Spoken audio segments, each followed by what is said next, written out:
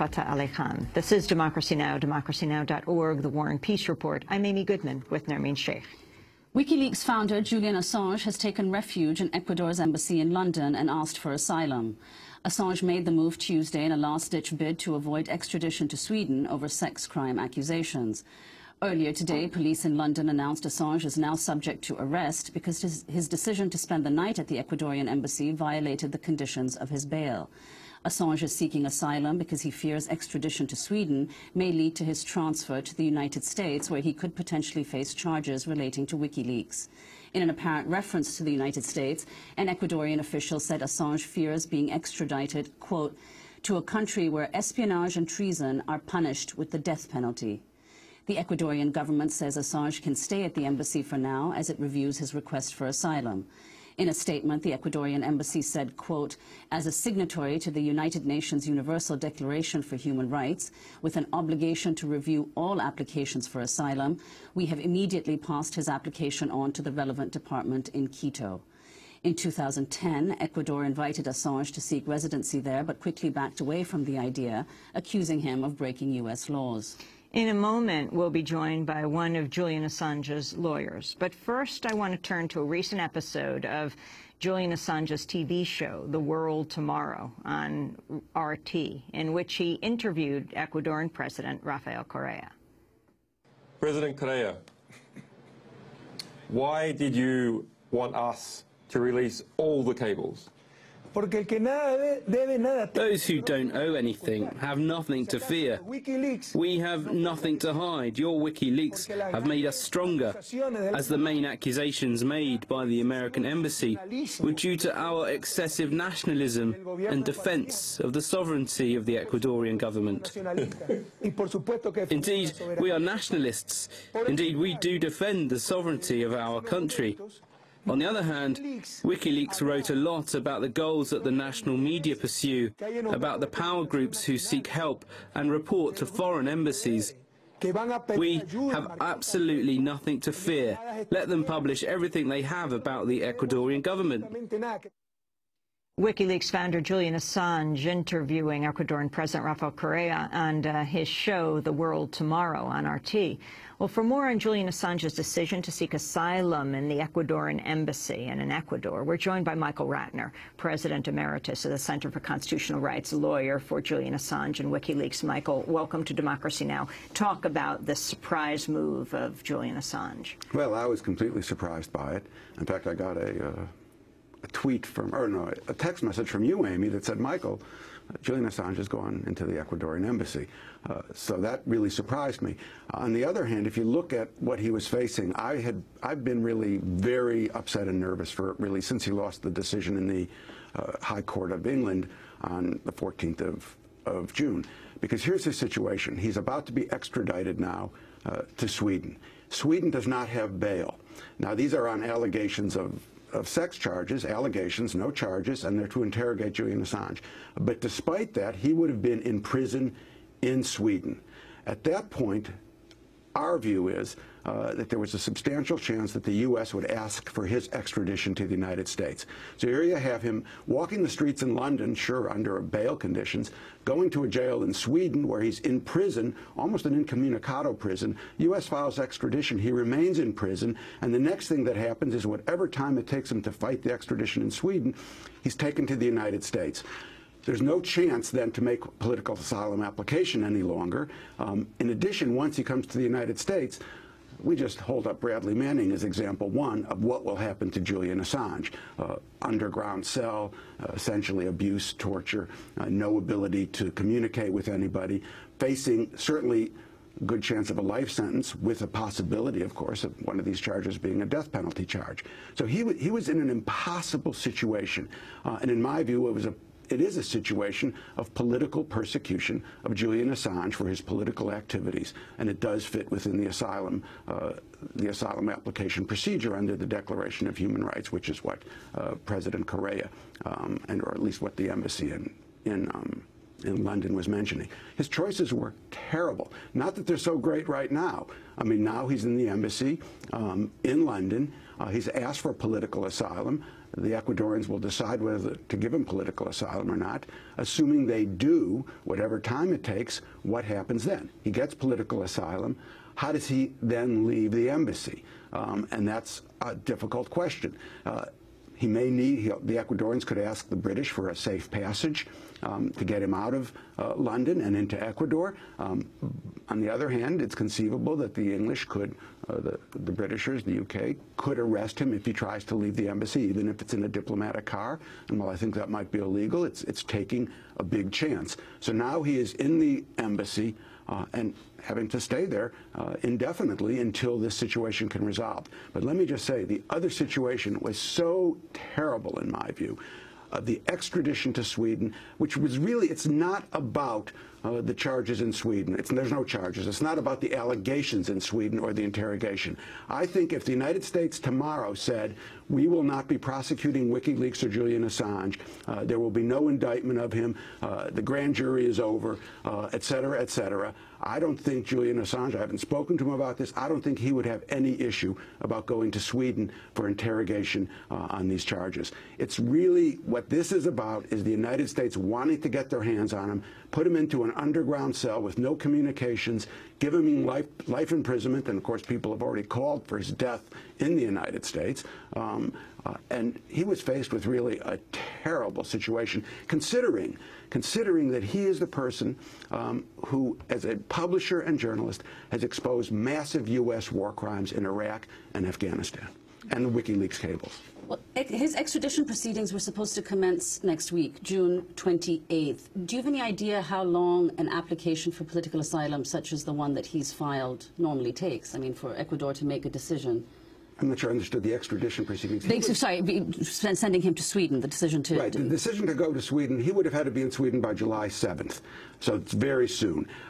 You can, as people in the United States know, if you apply for political asylum, those political asylum applications can take a week, or they can drag on for 2, 3, 4, 5, 6, 7 years. So we don't know what Ecuador will do. We do know that from what you played on President Correa, that he was sympathetic to WikiLeaks, even though it's interesting, some of those cables skewered some of the current government in Ecuador, and in fact the U.S. ambassador lost his job for calling some part of the Ecuadorian police corrupt. The U.S. ambassador is kicked out.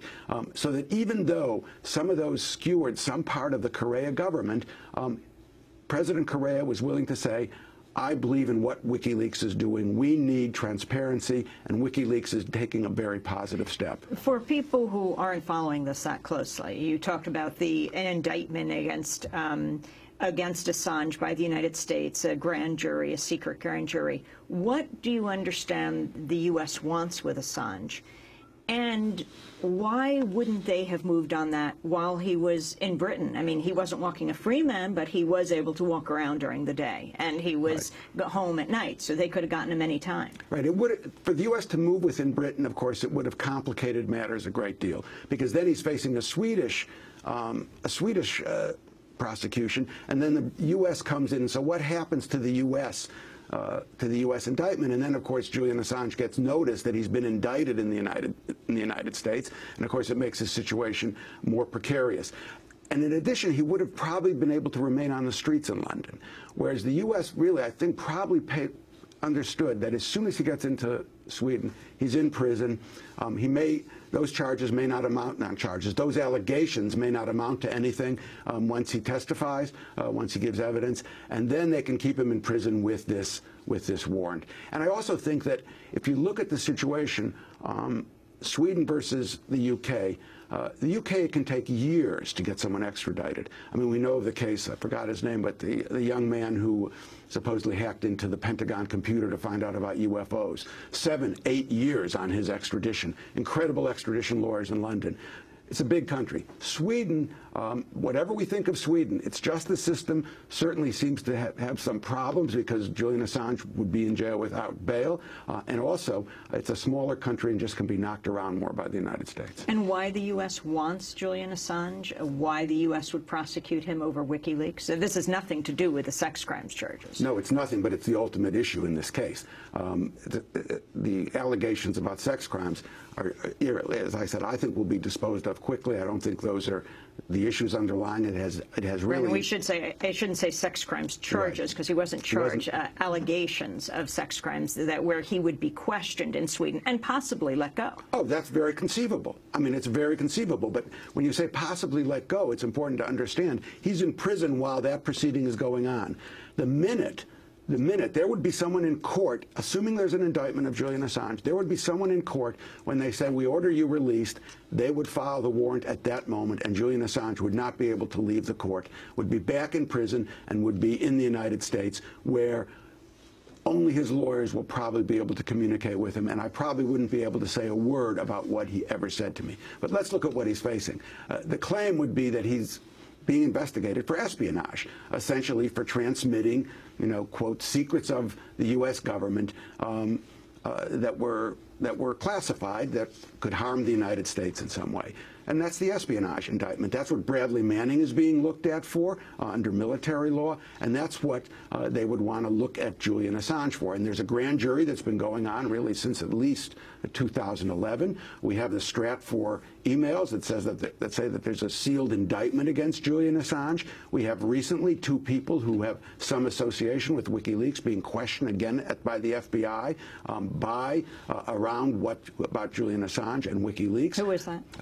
Zimmerman and McCarthy. One is from France, one is from Iceland. Again, questioned by the FBI about Julian Assange. This is an active investigation. We have in Bradley Manning's case what came out at the Article 32. The young U.S. private who is accused of releasing tens of thousands of documents to WikiLeaks. Right, and Bradley Manning is in a court-martial proceeding going on in Fort Meade. As part of that examination, as part of that court-martial proceeding, an FBI agent was asked about who else is being investigated here, and he said 7 other civilians are being investigated with regard to WikiLeaks. And who are they? He said, he didn't give the names, but he said, are these people who are managers or founders of WikiLeaks? And he said, yes, they are. So we're talking about an active investigation, most probable an indictment already. This is what Julian Assange was facing, never to see the light of day again, in my view, had he gone to Sweden. And so he's in not a great situation now in the sense that, look, he's sitting in an embassy in London. He has to get political asylum, and then how does he get out of the embassy? In response to some of these criticisms, Swedish authorities have said that the European Court of Human Rights would intervene if Assange was to face the prospect of, quote, inhuman or degrading treatment or an unfair trial in the U.S. Well, first of all, wait a second. I'm not sure I understand that at all. The European Court of Human Rights only has jurisdiction over Europe. So once he's in the United States, there's not much the European Court of Human Rights can do. In addition, the European Court of Human Rights recently came down with a major decision concerning 4 English Muslim men, and what they said was so negative and so outrageous, in my view, and such a denial of rights that I would not depend on the European Court of Human Rights. They basically disregarded the fact that people spend years in solitary in the United States, that they get life sentences, that they have no way, that they're in communications management units where they can't speak to each other.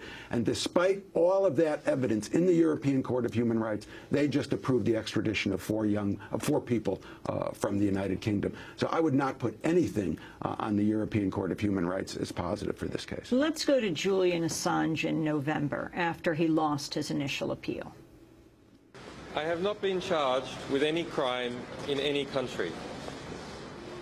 Despite this, the European arrest warrant is so restrictive that it prevents UK courts from considering the facts of a case, as judges have made clear here today. We will be considering our next step in the days ahead. The full judgment will be available on swedenversusassange.com. No doubt there will be many attempts made to try and spin these proceedings as they occur today, but they are merely technical. So please go to swedenversusassange.com if you want to know what's really going on in this case. Thank you. That was Julian Assange last November. Michael Ratner, your response. Well, he was talking about the restrictions on the arrest warrant and the case that actually he lost in Britain. His argument in Britain was that the Swedish prosecutor had asked for his extradition, and under the European arrest warrant it needs to be a judge. A prosecutor has a bias because the prosecutor wants to prosecute, and that had never really been considered by the British courts. It went all the way up to the highest court in Britain, which was a surprise to begin with. And in the end, the highest court in Britain came down 5-2 against Julian Assange. But I think most people think, many of us think, that was a political decision. What they didn't want to do was invalidate another European country's process for extraditing people under the European warrant. So he lost that case in what many people would say was a political decision, and that's when he was ordered to surrender and go to Sweden. Not go, he's picked up by the Swedish in Britain, he's put on an airplane, he's handcuffed, taken into Sweden, goes into a prison in Sweden. The U.S. then at some point files their extradition warrant, and he, as I said, really never sees the light of day. On his show, The World Tomorrow, Julian Assange asked Rafael Correa, Ecuador's president, about U.S. involvement in Latin America. Let's just go to that clip. What do Ecuadorian people think about the United States and its involvement in Latin America and in Ecuador? Well, as Evo Morales says, the only country that can be sure never to have a coup d'etat is the United States, because it hasn't got a US embassy. In any event, I'd like to say that one of the reasons that led to police discontent was the fact that we cut all the funding the US Embassy provided to the police. Before, and even a year after we took office, we took a while to correct this. Before, there were whole police units, key units, fully funded by the US Embassy, whose officers in command were chosen by the US ambassador and paid by the US. And so we have increased considerably the police's pay. Michael Ratner, your response. Well, first of all, you have to remember, President Correa got rid of the U.S. military base in Ecuador. The WikiLeaks cable talked about the corruption of the police within Ecuador. And what you see President Correa says, well, they were being paid by the U.S. Embassy. And, of course, his great line is that the only reason there's not a coup in the United States is there's no U.S. Embassy, essentially, to plan it. So you're seeing a good part of this world understand the importance of what Bradley Manning allegedly did and understanding the importance of the publication by WikiLeaks of the diplomatic cables. Obviously not just in Ecuador, the secret war in Yemen, in cases that my office has been concerned with about prosecution of Rumsfeld and others in Spain. We see the U.S. interference all over. And the positive part, a strong positive of WikiLeaks, is they expose to the world not just the war crimes in Iraq and Afghanistan, but incredible hypocrisy in our own State Department. Finally, any precedent for people staying in embassies for years? Not such great ones, in the sense that they've been there for a long time. I mean, the one that comes mostly to mind, of course, the Chinese guy, he only stayed in the U.S. Embassy for a couple of weeks, Chen, because then you had the U.S., every diplomat in the world say, well, let's deal with the Chinese and get them out of the embassy and get them into the United States. We should only have that situation where people are going to the Ecuadorian embassy and are saying to the British, let's get them out and get them to Ecuador. I would love that. But the precedent that I think of, Amy, is Cardinal Miczinski. Cardinal Miczinski, most people are too young for the Cold War. He was a Catholic prelate in Poland, opposition to the Polish government, took refuge in the U.S. Embassy in Warsaw, spent 13 years in the embassy in Warsaw. So there's precedent for very long times in the embassy. I want to see Julian Assange. I want to see no prosecution in the United States. I want to see him be able to go answer questions in Sweden without having the threat of immediate extradition to the United States, to deal with that, and then to walk this world as a free person, having really done an incredible service to the peoples of the world. Michael Ratner, I want to thank you for being with us, President Emeritus of the Center for Constitutional Rights, lawyer for Julian Assange and WikiLeaks. This is Democracy Now! We're going